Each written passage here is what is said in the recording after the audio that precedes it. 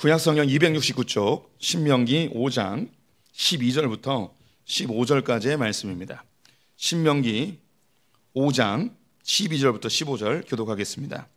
내 하나님 여호와가 너와 내게 명령한 대로 안식일을 지켜 거룩하게 하라. 엿새 동안은 힘써 내 모든 일을 행할 것이나 일곱째 날은 내 하나님 여호와의 안식일인즉 너나 내 아들이나 내 딸이나 내 남종이나 내 여종이나 내 소나 내 낙이나 내 모든 가축이나 내 문 안에 유하는 객이라도 아무 일도 하지 못하게 하고 내 남종이나 내 여종에게 너같이 안식하게 할지니라. 너는 기억하라. 내가 애굽 땅에서 종이 되었더니 내 하나님 여호와가 강한 손과 거기서 너를 인도하여 내었나니 그러므로 내 하나님 여호와가 내게 명령하여 안식일을 지키라 하느니라. 아멘. 오늘도 주님의 보좌 앞으로 나오신 성도님들에게 하나님의 은혜와 평강이 함께 하시기를 축원드립니다. 오늘은 십계명의 제 네 번째 안식일을 거룩히 지키라는 말씀을 함께 나눠보도록 하겠습니다. 얼마 전에 파리 올림픽이 끝나게 되었죠. 한국팀은 13개의 금메달을 포함해서 32개의 메달을 따 종합순위 8위의 성적을 내며 성공적으로 올림픽을 마쳤습니다. 파리 올림픽은 100년 만에 다시 열리는 두 번째 올림픽이라고 하면서 홍보를 하였는데요. 100년 전이니까 1924년도에 첫 번째 파리 올림픽이 개최가 되었던 것이죠. 1924년 파리 올림픽에서 가장 유명한 선수가 한 명 있는데요. 이 사람의 이름은 에릭 리들이라는 사람입니다. 에릭 리들은 영국 출신의 육상 선수입니다. 그는 1902년 중국 텐진에서 선교사님 아들로 태어나게 되었습니다. 어린 시절부터 육상의 소질을 보이게 되었고 대학에 진학한 이후에는 영국 육상 국가대표로 선출이 되었습니다. 파리 올림픽을 준비하며 열심히 훈련을 하고 자기의 실력을 끌어올렸는데요. 당시 영국 언론들은 세계에서 가장 좋은 성적을 내고 있는 이 에릭 리들이 단연 100m 금메달 우승 후보라고 생각을 하고 있었습니다. 그런데 올림픽이 개최되기 바로 직전에 이 에릭 리들이 갑자기 올림픽 참가를 거부하겠다고 취소하겠다고 포기하겠다고 이야기를 한 것입니다. 왜 이 올림픽 참가를 포기하게 되었는가? 그 이유는 100m 경주 예선전이 주일날 열리게 된 것입니다. 그래서 주일날 예배를 드려야지 어떻게 경주를 할 수 있느냐라고 하며 출전을 포기하게 된 것이죠. 영국 올림픽위원회는 그를 설득하였습니다. 회유하고 하지만 이 에릭 리들은 포기하지 않았습니다. 그가 했던 이야기, 저는 주일에는 달리지 않습니다. I do not run on Sundays. 주일에는 달리지 않습니다. 우리 성도님들, 국가에 금메달을 줄 수 있는 가장 유력한 선수가 주일날 예선전이 있다고 해서 참가를 하지 않겠다고 합니다. 어쩌면 좋을까요? 우리 성도님, 이 신앙이 본받을 만하십니까? 아니면 좀 지나치게 느껴지십니까? 성도님들의 생각이 궁금합니다. 사실 저에게 이런 상황이 되면 주일을 지켜야 되는 거 알고 예배 드려야 되는 거 알지만 선뜻 참가를 안 하겠습니다라고 말하기가 쉽지 않을 것 같습니다. 사람들 눈치도 보일 것 같고요. 혹시 제 자녀들이 올림픽에 나가서 금메달 후보인데 저는 예배를 드리기 위해서 아버지 설교를 듣기 위해 포기하겠습니다라고 한다면 미친 새끼 뭐 하면서 너 빨리 가 이렇게 할 것 같습니다. 설득해도 설득이 되지 않는 이 에릭 리들, 하지만 적절한 타협점을 발견하게 되었습니다. 100m가 주 종목이었는데 올림픽위원회에서는 그렇다면 100m는 참여하지 말고 주 종목이 아니었던 200m와 400m를 출전하라고 한 거죠. 그 예선전들은 주일날 열리지 아니하였기에 에릭 리들은 참여하기로 하고 파리로 가게 되었습니다. 100m 예선전이 있었던 그날은 파리에 있는 한 스코틀랜드 장로교 교회에 가서 예배를 드리고 또 그가 이미 언론에서 유명해진 상태였기 때문에 간증까지 하게 되었습니다. 그리고 예배를 드리고 나서 그 다음 200m 경주에 참여하게 되었습니다. 동메달을 따게 되었습니다. 그리고 400m에 참여하게 되었습니다. 400m에서 세계 신기록을 세우며 금메달을 획득하게 됩니다. 시상대에 올라갔고 많은 기자들이 몰려와서 질문했습니다. 100m 선수가 어떻게 400m에 우승을 할 수 있었냐고. 우리 성도님들을 생각하기에 100m 선수가 이걸 4번만 더 뛰면 되는 건데 뭐 이렇게 어려운 건가 생각이 들겠지만 100m에 쓰는 근육과 400m에 쓰는 근육이 완전히 다르대요. 페이스가 다르고. 그래서 100m 선수가 400m에서 우승할 확률은 굉장히 떨어진다고 하는 거죠. 그때 에릭 리들이 이렇게 인터뷰를 했습니다. 200m는 제 힘으로 달렸고 나머지 200m는 하나님의 능력으로 달렸습니다. 이렇게 이야기하며 이것이 언론에 대서특필이 되었고 훗날 1981년 이 에릭 리드를 소재로 하여 영화가 만들어지게 됩니다. 그 영화의 제목이 불의 전차라는 것입니다. 이 불의 전차 정말 재밌습니다. 아직 못 보신 분들은 오늘 집에 가서 꼭 보시면 좋겠습니다. 이 주제가가 있어요. 들으시면 다 아는 거야. 딴딴딴딴딴. 죄송합니다. 예, 궁금하면 찾아오시기 바랍니다. 유튜브에 불의 전차라고 하면 금방 나옵니다. 이 에릭 리드는요, 올림픽 이후에 대학을 졸업하고 아버지가 사역하셨던 중국 텐진으로 넘어갑니다. 그리고 복음을 전하고 교육을 하는 선교사의 삶을 살게 되죠. 그러던 중 중일 전쟁이 일어납니다. 이 전쟁통에 일본 포로로 끌려가게 됩니다. 그래서 수용소에서 안타깝게도 2차 세계대전이 끝나기 바로 직전 1945년 2월 달에 수용소에서 뇌종양으로 생을 마감하게 되죠. 그는 순교하게 되었습니다.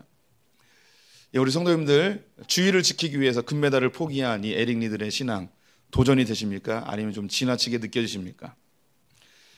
사실 이와 비슷한 일이 한국에서도 있었습니다. 2010년 광저우 아시안게임에 한국 바둑 국가대표로 뽑힌 조혜연 선수가 주일날 예선전이 있다는 이유로 참여를 포기해버리게 됩니다. 이 조혜연 선수는 지금도 마찬가지지만 한국 여자 기사 중에 1위입니다. 가장 잘 두는 바둑 구단입니다. 이 사건도 한국 교회에 큰 충격으로 다가왔는데요. 우리 성도님들, 이런 상황에서 어떻게 하면 좋을까요? 지금도 이 조혜연 선수는 바둑 기사로, 그리고 바둑 TV에 보면 가끔 해설자로 나옵니다. 얼굴 표정을 보니 바둑에 아무 관심이 없는 표정들이십니다. 이 신앙을 어떻게 평가하십니까? 에릭 리들이나 조혜연 선수가 자기가 주일을 잘 섬기고 금메달을 포기하고 하나님께 예배하는 것을 선택한 것이 그들의 의가 되거나 공로가 되어지면 이것은 하나님 앞에 질책받을 사항입니다. 하나님, 내가 이렇게 금메달을 포기하고 주님을 예배했습니다. 주일을 잘 지켰습니다. 그러니까 주님께서 나에게 더 큰 복을 주십시오. 금메달보다 더 좋은 걸 주십시오. 라고 이런 기대감을 가지고 주일을 지켰다면 이건 하나님께서 믿음으로 치지 않으십니다. 동시에 나는 믿음으로 주일을 섬기고 예배를 드렸는데 다른 교회 다니는 선수들은 예배도 안 드리고 예선전과 결승전에 해서 금메달을 땄다면 저 믿음 없는 것들 하면서 비판하고 정죄한다면 이건 역시 믿음이 아닌 것이죠. 반대로 이 주일을 섬긴다는 이유로 금메달을 포기한 사람에 대해서 저런 멍청한 놈, 광신자, 미련한 사람이라고 정죄하고 판단하는 다른 크리스찬들이 있다면 이 사람들 역시 하나님께서 질책하실 것입니다. 우리의 신앙은 각자 하나님 앞에 서는 것입니다. 우리 성도님들이 더 가치 있게 생각하는 것을 선택하는 거죠. 이 에릭 리들이나 조혜연 선수는 금메달보다 1시간의 예배이지만 하나님을 예배하는 것이 나에게 더 가치 있는 것이라고 생각해서 그것을 선택한 것입니다. 반대로 선택할 수도 있습니다. 내가 예배를 드리는 것도 소중하지만 내가 메달을 따서 혹은 내가 열심히 4년 동안 준비한 것을 온전히 다 쏟아내서 이것을 통하여 하나님께 영광을 돌린다고 생각한다면 이 사람 역시 믿음의 선택이기에 충분히 칭찬받아 마땅하죠. 우리 성도님들, 안식일을 거룩히 지키라, 사실 굉장히 애매모호한 질문일 수 있습니다. 그래서 오늘 이 안식일의 진정한 의미에 대해서 함께 나눠보길 원하는데요. 이 안식일을 바라보는 시각은 굉장히 다양합니다.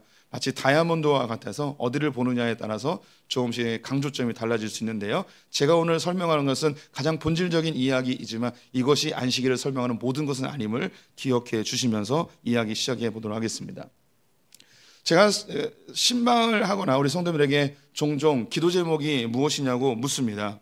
그러면 많은 분들이 비슷한 기도 제목을 냅니다. 근데 이 대답은 교회를 다니지 않는 분들도 자기가 소원하는 소망 중에 하나입니다. 성도님들, 기도 제목이 무엇입니까? 라고 물으면 이렇게들 대답하세요. 편안하게 살고 싶어요. 아무 근심 없이 살고 싶어요. 일 안 하고 편히 쉬고 싶어요. 이런 얘기를 많이 하십니다. 우리 성도님들 역시 좀 근심 걱정 없이 편하게 살고 싶은 그런 마음이 있지 않으십니까? 현대인들은요, 쉼에 대한 갈망이 있습니다. 휴식에 대한 갈증이 있죠.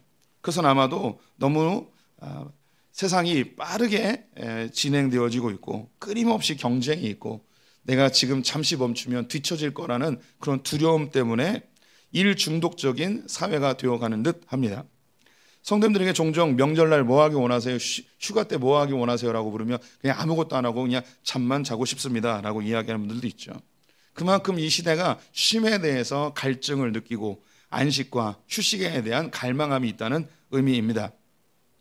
우리는 지금 주 5일째 시대를 살아가고 있죠. 성도님들 한번 생각해 보세요. 주 6일째를 살던 때와 주 5일째를 사는 지금 어느 때가 더 쉼이 있었습니까? 하루를 더 쉬면 사람들이 여유로워질 거라고 생각했는데 우리 성도님들 주 6일째보다 오히려 주 5일째가 더 강팍해지고 더 바빠지고 더 힘들어진 것 같지 않으십니까? 지금 나라에서는 주 4일째를 고민하고 있고 실제로 어떤 회사들은 4.5일째나 4일째를 진행하고 있는 회사들도 있다고 합니다. 제가 장담하건대 주 4일째를 하게 되면 지금보다 더 쉼이 없는 사회가 될 것입니다. 사람은 쉼을 주면 이 시간에 어떻게 쉬어야 되는가가 또 스트레스가 됩니다. 사람은 신기합니다. 늘 쉼을 줘도 늘 쉼에 대해서 갈급해합니다. 늘 안식과 휴식을 주어도 더 쉬고 싶어하는 게 인간의 모습인 것 같습니다. 사람은 왜 이렇게 쉬지 못할까요? 몇 가지 이유가 있습니다. 실제적으로 과도한 업무에 시달리는 분들도 있습니다. 할 일이 쌓여있는 분들이 있죠. 그럼 못 쉬어요. 또 정보화의 사회 때문에 많은 디지털의 과부하 때문에 사람들이 이것에 템포를 맞춰가다 보면 너무너무 바빠진 거죠. 쉼이 없는 거예요. 옛날에는 편지 한 통을 보내면 한 3, 4일 있다가 다시 돌아오잖아요. 그 기간 동안에는 기다리면서 쉴 수가 있어요. 지금 이메일로 보내거나 카톡으로 보내면 몇 초 만에 다시 응답이 옵니다. 그러면 그 몇 초밖에 못 쉬는 거예요. 너무 빠른 시대 속에 살다 보니 우리의 쉼은 사라져버린 거죠. 또 경제적인 불안이나 실질적인 생계의 문제로 쉬지 못하는 분들도 있습니다. 우리 성도님들 중에도 투잡이나 쓰리잡을 하는 분들이 실제로 있습니다. 어떤 분들은 심리적인 두려움 때문에 쉬지 못하는 분들이 있습니다. 내가 여기서 멈추면 다시 재기할 수 없다는 생각에 두려움으로 계속해서 일을 하시는 분들이 있죠. 사람들은 이런 쉼이 없는 세상을 살다 보니 이 안식과 쉼에 대한 갈망, 갈증이 넘쳐나는 거죠. 우리의 이 휴식에 대한 안식에 대한 갈증은 세 가지로 나눌 수 있습니다. 첫 번째는 육체적인 안식입니다. 우리의 몸이 실제로 쉬는 거죠. 과도한 업무로 인하여서 우리는 쉼을 갈망하게 됩니다. 휴가를 떠나기도 하고요. 또 오랫동안 수면 부족으로 힘들어하는 분들도 있습니다. 그래서 푹 자고 싶은 그런 마음도 있습니다. 그걸 견디지 못하면 직장을 때려치기도 하고요. 때로는 저 산속에 들어가서 나는 자연인이다처럼 살고 싶은 그런 욕망도 있습니다. 내면적인 안식을 필요로 하는 분들도 있습니다. 여러 불안이나 두려움 그리고 관계의 어려움 때문에 스트레스 때문에 힘들어하는 분들이 있죠.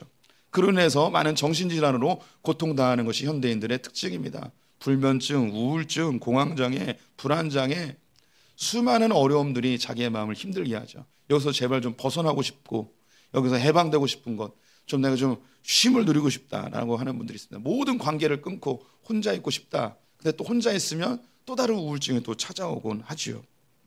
세 번째는 사회적인 안식이 있습니다. 세상이 좀 평안했으면 라는 생각인 거죠. 그래서 정치를 잘했으면 좋겠고 전쟁이 안 일어났으면 좋겠고 치안이 확립됐으면 좋겠고 뭐 이런 생각을 하게 됩니다. 질병이 없고 사고가 없고 이런 좀 편안한 세상이 되길 바라는 마음이 있습니다. 예, 우리는 육체적 안식, 내면적 정서적 안식, 사회적 안식을 갈망하는데요. 이런 갈망이 있다면 우리는 해결을 해야겠죠. 어떻게 하면 이 안식을 얻을 수 있을까요? 우리 성도들 한번 생각해 보세요. 성도들이 좀 쉼을 얻으려면 어떻게 하면 좋을까요? 우리가 이 안식, 쉼을 얻으려면 제일 먼저 떠오르는 게 뭐냐면 무엇인가 더 많이 소유하면 안식을 얻을 수 있을 거라는 생각을 듭니다. 가장 쉽게는 돈을 많이 벌면 돈이 많으니까 내가 좀 편안하게 미래 걱정 안 하고 쉬면서 여유 있게 휴가도 다니고 해외여행도 다니고 내가 편안하게 살 수 있을 거야 라는 생각을 먼저 갖게 되죠. 그래서 돈을 많이 벌면 안식도 따라올 것이라는 생각을 갖게 됩니다. 또 좋은 직장을 얻으면 이 좋은 직장 안에서 내가 휴가도 보장되어지고 월차도 쓸 수 있고 내가 쉬면서 살 수 있겠구나라는 생각을 하게 되죠. 우리는 쉼이라는 생각을 갖게 되면 무엇인가 더 얻으면, 더 많이 채우면 내가 이것을 누릴 수 있다, 안식과 쉼을 얻을 수 있다라는 생각을 갖게 됩니다. 그런데 우리 성도님들 조금 더 깊이 생각해 보면요, 이 안식이라는 것은 반드시 전제되어야 되는 게 있습니다. 그게 뭐냐면 희생이라는 겁니다. 무엇인가 희생하지 않으면 안식은 절대 얻을 수 없습니다. 무엇인가 많이 쌓는다고 해서 안식이 일어나는 게 아니고 무엇인가 희생을 해야만 안식이 주어집니다. 우리 성도님들이 휴가를 얻으려면 며칠을 쉬어야 돼요. 직장을 나가지 말아야 되는 거죠. 자영업을 하시는 분들은 며칠 동안의 수입을 포기해야 돼요. 희생을 해야만 안식이 주어지는 거예요. 성도님들이 가정에서 자녀들이 편안하게 살기를 원한다면 부모님들이 돈을 벌기 위하여 희생을 해야만 자녀들이 안식을 누리며 편안하게 살 수가 있는 거예요. 사회적으로 전쟁이 없는 평안한 사회를 누리길 원한다면 군인 아저씨들의 희생이 있어야만 이 안식을 누릴 수 있는 거예요. 치안이 보장되어지는 사회를 만들기 원한다면 경찰 아저씨들의 희생이 있어야만 안전한 쉼을 얻을 수 있는 거죠. 질병 없는 사회를 만들기 원한다면 의사 선생님들의 희생이 있어야만 이 사회가 유지가 되어지는 거죠. 사회 시스템이 잘 돌아가서 쉼을 얻을 수 있길 원한다면 공무원들의 희생이 있어야만 이것이 되어야 되는 거예요. 우리는요, 이 안식이 뭔가 더 얻으면 얻어진다고 생각하겠지만 아니에요. 이 안식이라는 것은 반드시 희생을 전제로 할 때 얻어지는 겁니다. 즉 안식은 공짜가 아니라는 거예요. 이 사실을 반드시 아셔야 돼요. 안식, 쉼, 휴식은 반드시 희생이 전제돼야만 내가 얻을 수 있는 거예요. 이 사실을 하나님이 이미 알고 계셨고 오늘 본문에 그것을 설명해 주십니다. 오늘 본문 15절 말씀 같이 읽어보겠습니다. 너는 기억하라. 내가 애굽 땅에서 종여되었더니 내 하나님 여호와가 강한 성과 편팔로 거기서 너를 인도하여 내었나니 그러므로 내 하나님 여호와가 내게 명령하여 안식일을 지키라 하느니라. 이스라엘 백성들은 애굽에서 종살이를 하고 있었습니다. 그들에게는 안식이란 쉼이라는 것이 없었죠. 그들은 육체적으로 심한 노역에 시달렸습니다. 국고성을 비롯한 거대 건축물들, 피라미드를 지어야 했죠.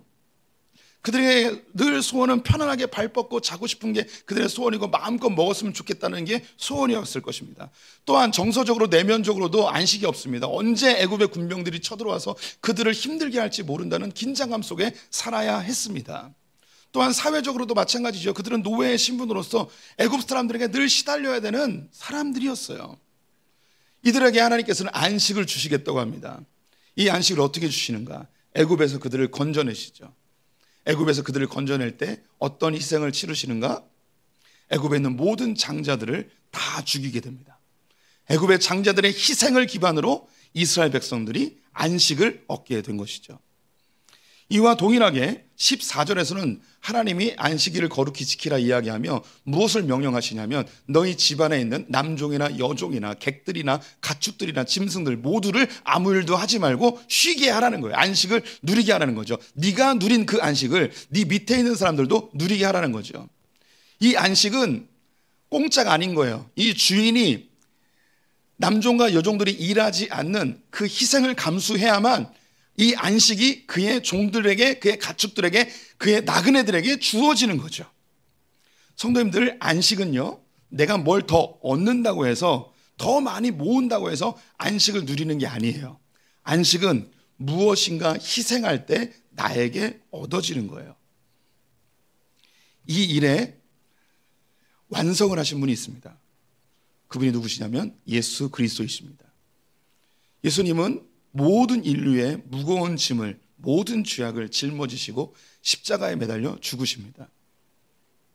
예수 그리스도의 희생으로 우리의 죄의 사슬이 끊어지고 모든 무거운 짐이 가벼워져 우리는 참된 안식을 얻을 수 있게 된 것이죠.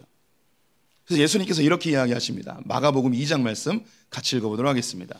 또 이르시되 안식일이 사람을 위하여 있는 것이요 사람이 안식일을 위하여 있는 것이 아니니 이러므로 인자는 안식일에도 주인이니라.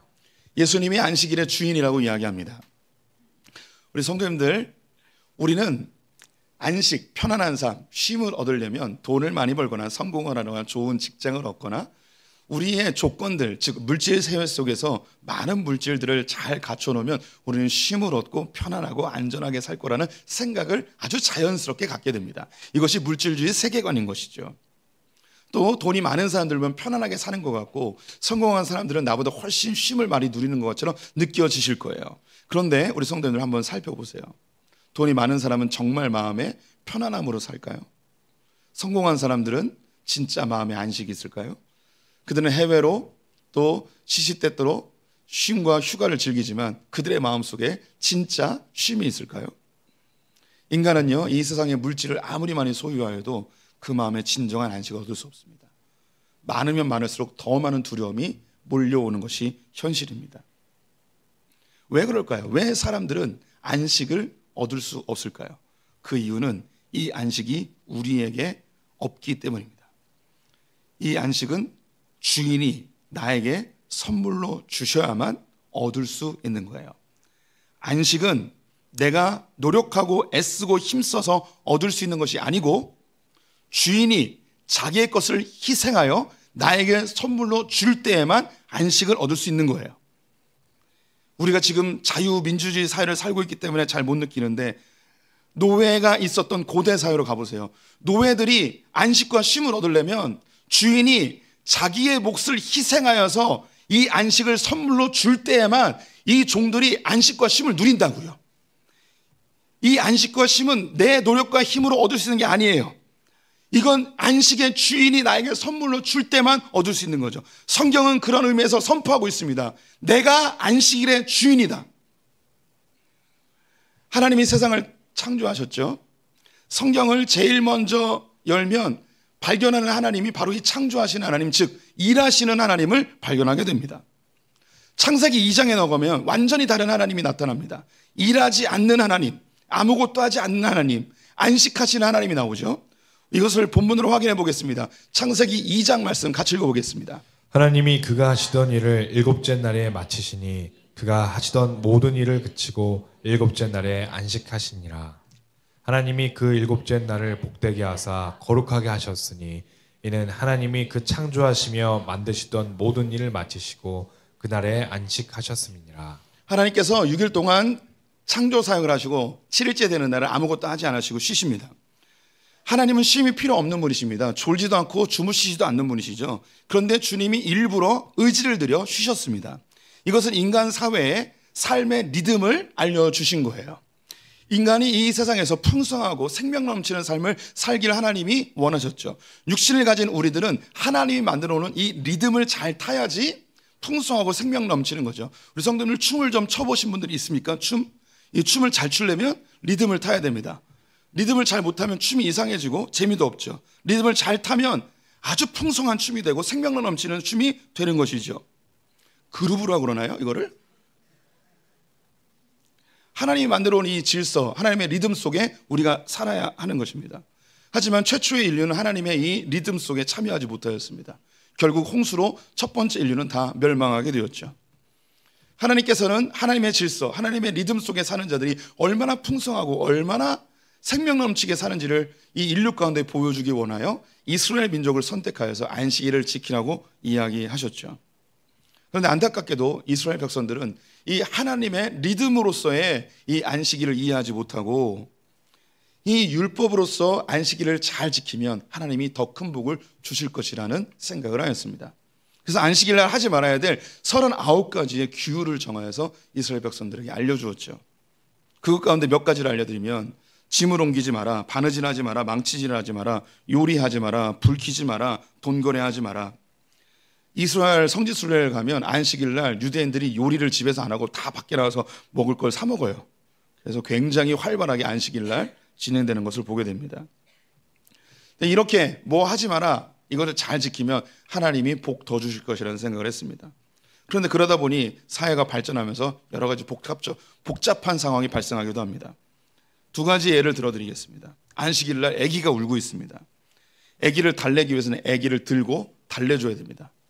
짐을 들지 말라고 그랬는데 이 아기를 안아도 될까요? 안으면 안 될까요? 고민에 빠진 거죠. 그래서 랍비들이 결정해 주었습니다. 이 아기가 아무것도 들고 있지 않으면 들어도 되고 장난감을 들고 있으면 들지 말고.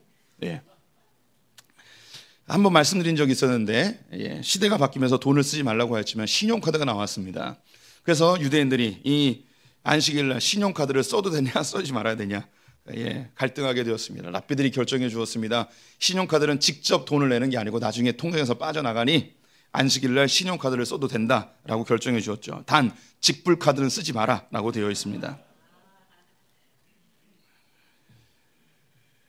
이 안식일을 잘 지킴으로 인해서 하나님이 나에게 돈도 주고 성공도 주고 좋은 직장도 주시면 이걸 가지고 참된 안식을 얻으려 한 거예요. 이것이 이스라엘 백성들의 문제였습니다. 자칫 우리 크리스찬들이 교회를 열심히 다니고 주일을 잘 섬기고 아까 에릭 리들이나 다른 운동선수처럼 내가 금메달도 포기하고 내가 주일을 이렇게 봉사합니다 라고 이야기하면서 이것이 나의 공로가 되어 주님 내가 이렇게 열심히 헌신하고 주일을 잘 지켰으니 주님 나에게 돈을 주시고 성공 주시고 좋은 직장 주시고 좋은 대학 주십시오 라고 한다면 하나님께서는 이것을 죄라 이야기하십니다. 왜냐? 하나님이 진정 안식을 주시는 분이신데 하나님을 이용해서 돈이나 성공이나 다른 것으로 내 안식을 취하려 하는 이것을 주님은 죄라 이야기하시는 것이죠. 그래서 일주일 중에 하루를 이 세상에서 너희가 안식을 누리지 못하는데 이 하루만큼 주님께 나와서 주님을 통하여서 안식을 누리라고, 이 세상에서 진정 평안을 얻기를 원한다면 그것은 하나님밖에 줄 수 없다는 것을 우리에게 알려주고 있는 것입니다. 이 세상은 물질을 통하여서 안식과 쉼을 얻으려 합니다. 하지만 이 물질은 절대 우리에게 참된 안식을 주지 못합니다. 필요 없다는 게 아닙니다. 분명히 유용한 도구로 사용할 수 있습니다. 하지만 진정한 평안한 안식과 평안한 기쁨을 누리기를 원하신다면 그것은 하나님밖에 줄 수 없습니다. 예수 그리스도께서 우리를 위해 십자가에 달려 죽으신 희생을 통하여 우리는 참된 안식을 얻을 수 있게 된 것이죠. 이 주일날 주님 안에서 참된 안식을 누리십시오. 주님이 우리를 초대하십니다. 수고하고 무거운 짐진 자들아 다 내게로 오라. 내가 너를 쉬게 하리라. 이 세상의 것으로 안식이 아니라 예수 그리스도 그분을 통해서 참된 안식을 누리시는 성도들 되시기를 축원드립니다. 우리 함께 찬양하겠습니다.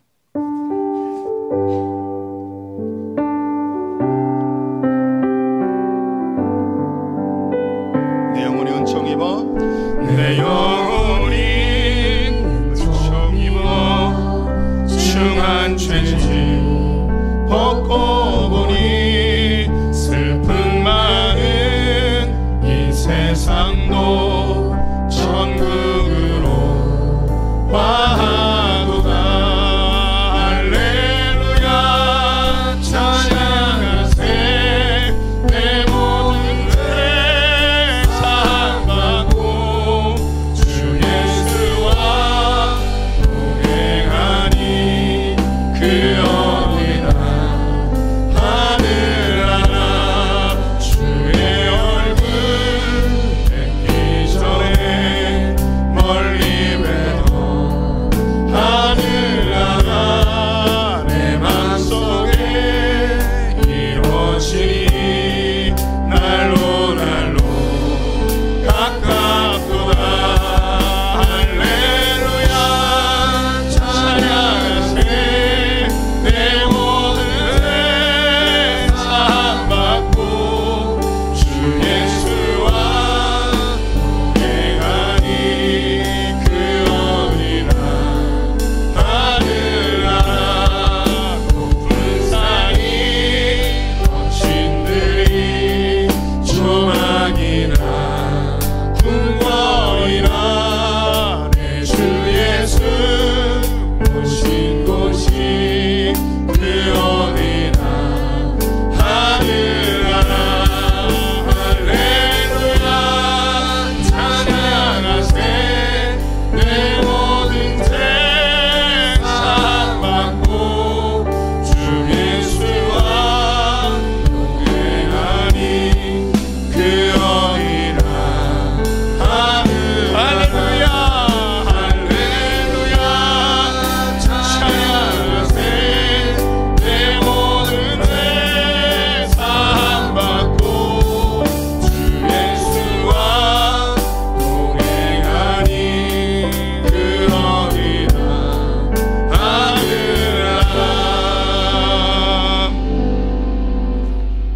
하나님, 우리는 불안한 시대를 살아가기 때문에 안식을 원하고 쉼을 원하고 평안함을 원합니다. 이걸 위하여 더 많이 애쓰고 더 많이 노력하고 더 많이 땀 흘려서 오히려 더 피곤하고 더 쉼이 없고 더 불안하고 더 곤고한 삶을 살아감을 인정합니다.